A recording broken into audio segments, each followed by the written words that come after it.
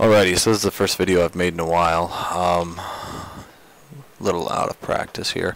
Just going to show you my three-way minecart intersection, I guess. There's a few of them online, but I haven't been very happy with them. Quite a few of them require pistons, or they're huge, they don't work right, complicated. This all requires just standard redstone, no fancy circuitry, and nothing more than a few of the repeaters here. I think there's 4 total, and it works pretty well, so I'm just going to show you that real quick here. Grab a minecart. Now the one downside to this design is that you have to slow down before you come into the station. You can't hit it at max speed there, but once you slow down, you hit these unpowered rails, and then really you just select where you want to go. So you want to go to the left there, hit that button, powers it up, and it takes you away. It's a pretty simple design, and I just like it because, yeah, I don't have to worry about lag or anything like that. So what I'm going to do here, let's see here, we want to go to the left, or actually straight. I should have retitled that. Alrighty, so what I'm going to do is I'm going to pause the video here, take off some of this fancy stuff, some of the coverings, and show you the actual circuitry. Alright, so I cleared off the main area here as far as all the fancy stuff goes, and I'm just going to show you a little bit of the circuitry here. Kind of the general idea. Really what we've got going on is we got our above head selector here, where you can select which way you want to go, directed by the signs, and it's really divided up into 2 different systems, one for if you want to turn and one if you want to go straight. So like for this right here, see how it normally is selected to go to your left. You hit the button, and really all it does is it switches it and powers up the rails. So one set of buttons just powers up the rails, all of them, and then the other one powers the rails and flips the switch.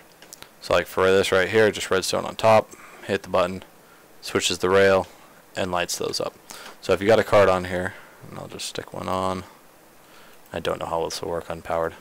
Hit the button, go straight, boom, you're on your way.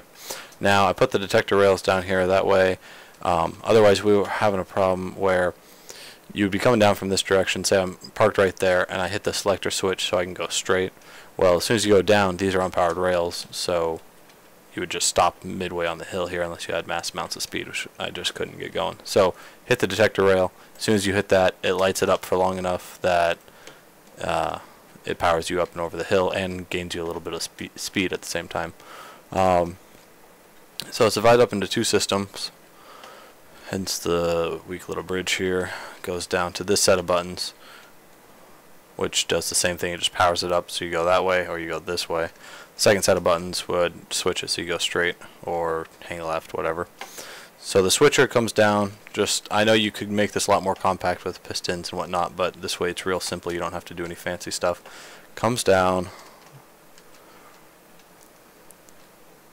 right here, there, to a torch. Just has a switch on it. And then it goes to these, which I have switches underneath here, which are powered, so that way you can hide everything. Or not switches, but the redstone torches. And those are hidden, so you just have an inverter. So you got dead signal coming in, inverts it to live signal, goes in here, turns off the redstone torch. Sorry about that.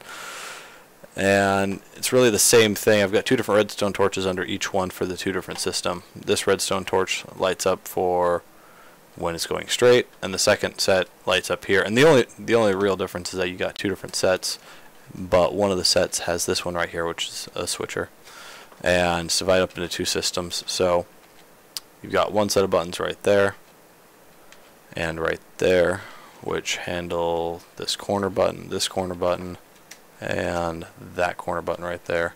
Then the other system, which is pretty obvious because it's flat. And then the only reason for these redstone repeaters is just to carry the signal farther.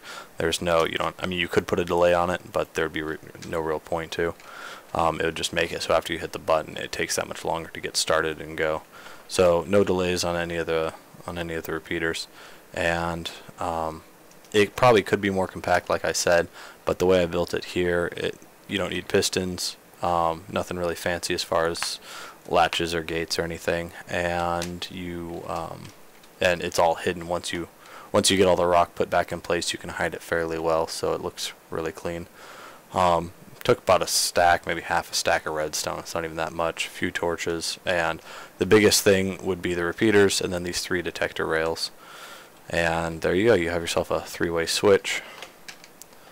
Let's get rid of this here. Just show you once more how it works.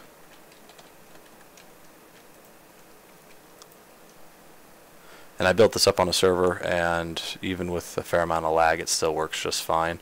Like I said, you have to slow down, otherwise you kind of shoot down the rail a little bit and it doesn't stop you enough. But like, let's see, I want to go to the left, so that way, and boom, it takes me